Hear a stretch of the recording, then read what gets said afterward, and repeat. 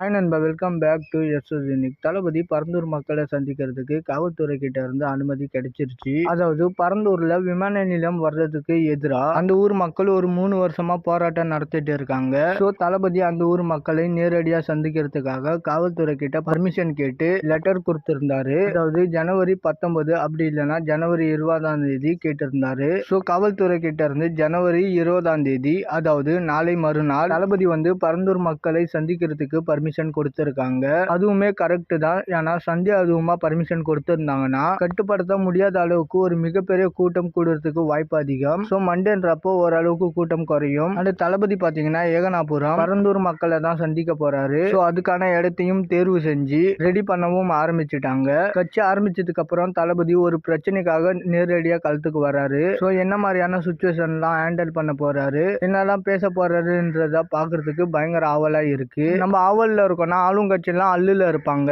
ஏன்னா தளபதி வந்து அட்ரஸ் பண்ணதுக்கு அப்புறம் இந்த ஒரு இஷ்யூ எவ்வளவு பெரிய இஷ்யூவா உருவெடுக்க போகுது அப்படின்ற ஒரு பயத்துல இருப்பாங்க. ஸோ அனைத்து அரசியல் கட்சிகளும் மண்டே அன்னைக்கு தளபதி என்ன பேச போறாரு அப்படின்றத பார்க்க ஆவலா இருப்பாங்க. ரீசெண்டா சில ஆளும் கட்சி அமைச்சர்கிட்ட தளபதியை பத்தி கேட்கும் போது முதல்ல சோசியல் மீடியா அரசியலை தாண்டி களத்திற்கு வர சொல்லுங்க அப்படின்ற மாதிரி கிண்டலா சொன்னாங்க. ஸோ எப்படியும் மண்டே சம்பவத்திற்கு அப்புறம் ஏன்டா அப்படி சொன்ன அப்படின்ற மாதிரி எல்லாரும் ஃபீல் பண்ணுவாங்க.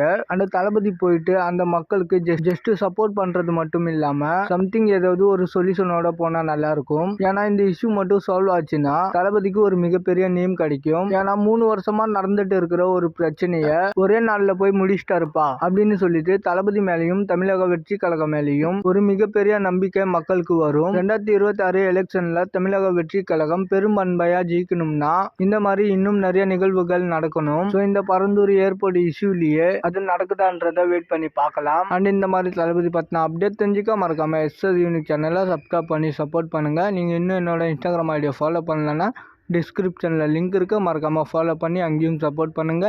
இதோட வீடியோ முடிச்சுக்கிறேன். ஓகே, பாய்.